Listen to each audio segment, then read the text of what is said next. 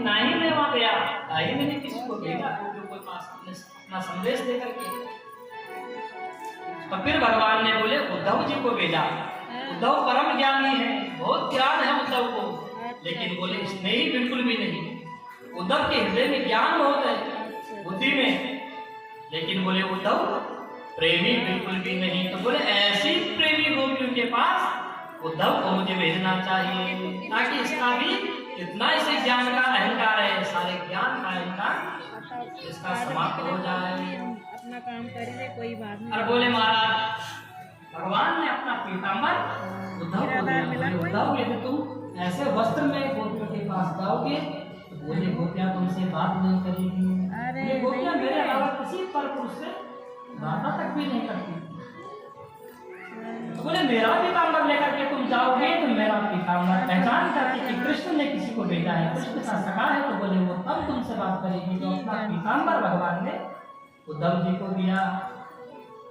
और बोले महाराज भगवान का पीताम्बर लेकर के उद्धव गए हैं वृंदावन। सारी रात उद्धव जी की नंद बाबा से चर्चा हुई।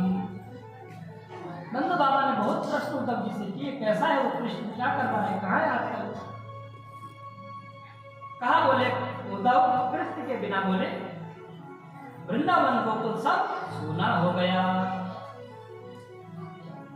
उद्धव जी ने समझाया, बोले कृष्ण, बोले कृष्ण ने वचन दिया है तुम्हें आने का। बोले नंद बाबा एक दिन कृष्ण अवश्य आएगा तुम्हारे पास, यदि उसने वचन दिया है। अंतर्हिरी सबूतानां आस्ते ज्योतिर्वेदसी।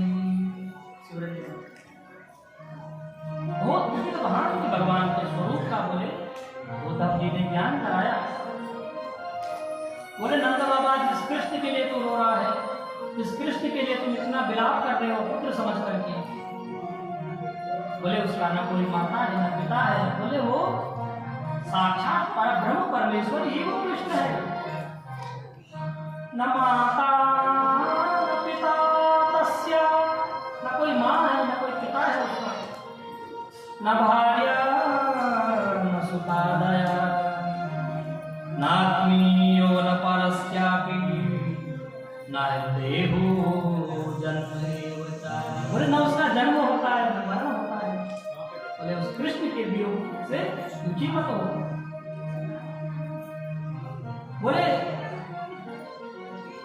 जैसे सुकुमार बोले मिट्टी के, कुमार जो होता है मिट्टी के बर्तन बनाता है, सकोरे दिए इत्यादि। दृष्टम श्रुतम भूत भवत् भविष्यत् तानस्तु तस्मिन् महदल्पकं च विना तत्वस्तुतरां न वाच्यं स एव सर्वं परमार्थभूतः। मिट्टी के बर्तन बनाए महाराज, अनेकानेक घड़े सकोरे दिए आदि तैयार किए। बोले उनके नाम रूप जैसे अलग अलग होते हैं, किसी का नाम घड़ा है, किसी का नाम दिया है, किसी का नाम सकोरा है, लेकिन बोले नंद बाबा वस्तुतः देखा जाए वो सब मिट्टी के पात्र है, मिट्टी ही उसमें नीत है। ऐसे ही बोले चराचर विश्व में जो कुछ भी दिख रहा है सब में भगवान श्री कृष्ण है, कृष्ण का ही स्वरूप सारा जगत है। तब तो बोले सारे संसार में भगवान श्री कृष्ण समाये हुए हैं। नंद बाबा कह रहे बोले उद्धव तुम कह रहे हो कृष्ण परम तत्व है, परम योगी है, परम ब्रह्म वो कृष्ण है, तो बोले किसी माँ का किसी पिता का पागल बेटा भी घर छोड़कर चला जाए। बोले कितनी व्याकुल वो माँ हो जाती है, कितने व्याकुल वो पिता होते हैं अपनी संतान के लिए। तो बोले मेरी संतान यदि परम ब्रह्म वो है, बोले मेरी हृदय की पीड़ा कितनी होगी।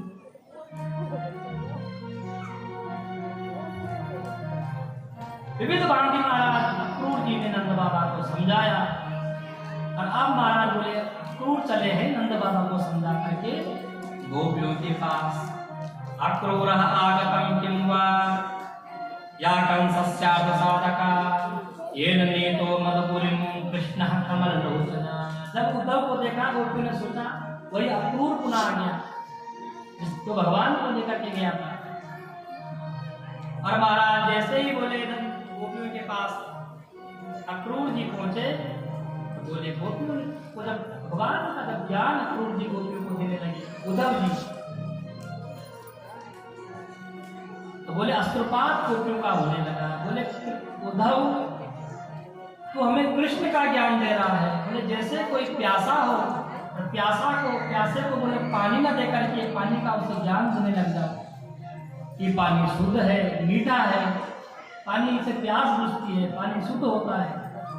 पानी न दे करके बोले जैसे पानी का ज्ञान देने लग जाओ। भूखे को बोले भोजन न दे करके भोजन का ज्ञान देने लग जाओ। भोजन खाने से भूख मिटती है, इंद्रियां तृप्त होती है। बोले जिसे भूख लगी हो उसे भोजन का ज्ञान नहीं, उसे भोजन चाहिए। जिसे प्यास लगी हो उसे पानी का ज्ञान नहीं, उसे पानी चाहिए, तभी प्यास बुझेगी। बोले महाराज ऐसे ही हमें कृष्ण दर्शन के लिए हम व्याकुल है, हम कृष्ण के दर्शन के लिए तड़प रहे हैं। बोले हमें कृष्ण का ज्ञान नहीं चाहिए, हमें वो कृष्ण चाहिए, वो चलिया चाहिए, इसका तो हमें ज्ञान देना है। इतने में बोले महाराज एक घोड़ा वहां आ गया। उद्धव जी जब गोपियों से संवाद कर रहे थे तो बोले घोड़े को गाली देने लग गई गोपियां। मधुबके तब बंदो मास सांग्री सपत्न्या उच्च माला कुमकुमस्मस निर्भि। बोले जैसे घोड़ा तू कपटी है, घोड़े को खरी खोटी सुनाने लगी गोपी। बोले जैसे तू कपटी वैसे ही ये कृष्ण भी कपटी है। घोड़े ने कहा मैंने क्या कपट किया? बोले महाराज घोड़े जैसे घोड़ा एक एक पुष्प से पराग लेकर के नित्य प्रति आता है और पुष्प से पराग लेता रहता है। पराग ले लेकर के बोले जब एक दिन वो पुष्प सूख जाता है तो बोले